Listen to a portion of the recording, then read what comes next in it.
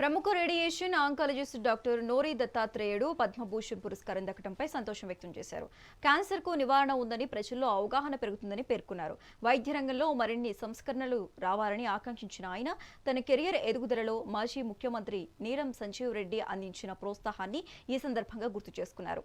వైద్య రంగంలో మరిన్ని కీలక మార్పులు సంస్కరణలు రావాల్సిన అవసరం ఉందన్న డాక్టర్ నోరీ దత్తాత్రేయుడుతో మా ప్రతినిధి Harika face to face.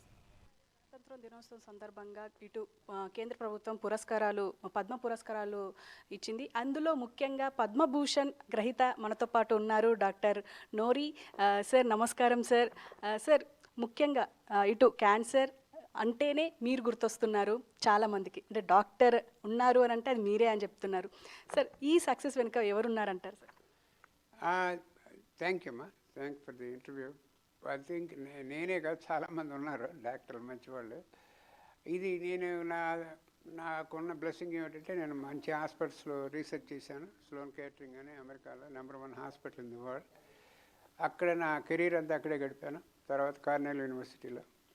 So నేను పనిచేసిన హాస్పిటల్ టాప్ హాస్పిటల్. అవకాశాలన్నీ కరెక్ట్ టైం కరెక్ట్ ప్లేస్లో వచ్చినాయి నాకు. ఆ టెక్నాలజీని, ఆ ట్రీట్మెంట్ ఇన్నోవేషన్లు అన్నీ వాడి ప్రజలకు హెల్ప్ చేయడం జరిగింది.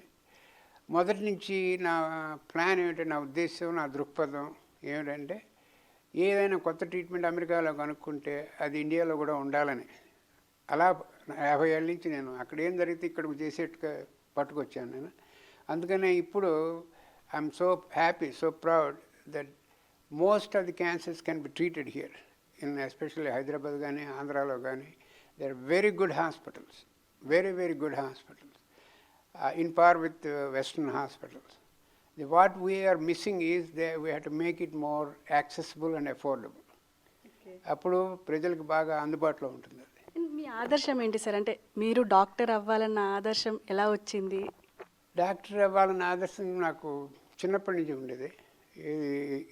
Make a difference in the lives of others. అది రకమైన అది ఫ్యామిలీ బెంట్ ఆఫ్ మైండ్. మా father mother are highly spiritual, highly service oriented.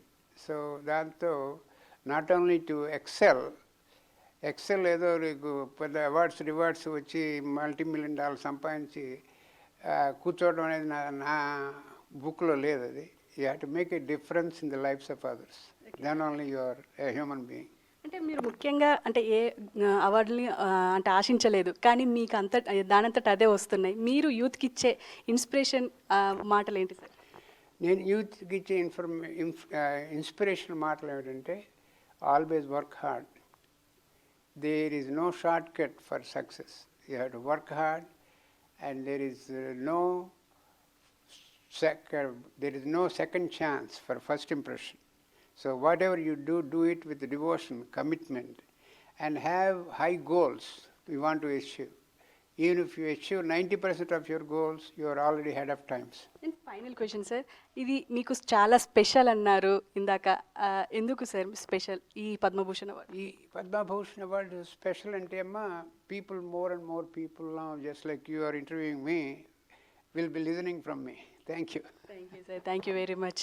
So ఫైనల్గా డాక్టర్ దత్తాత్రేయుడు నోరీ చెప్తున్నది ముఖ్యంగా ఏదైతే ఈ అవార్డు మాత్రం చాలా స్పెషల్. ఎందుకంటే దాదాపు 76లో వెళ్ళిన ఆయన ఇప్పుడు మళ్ళీ ఇటు ఎన్ఆర్ఐల పురస్కారాల్లో ముఖ్యంగా ఈయనకి అవార్డు రావడం, అందులో 13 మందిలో ఈయన సెలెక్ట్ అవ్వడం చాలా హానర్ అని చెప్తున్నారు. అదేవిధంగా ఈరోజు చాలా స్పెషల్ డే అని కూడా ఆయన చెప్పారు.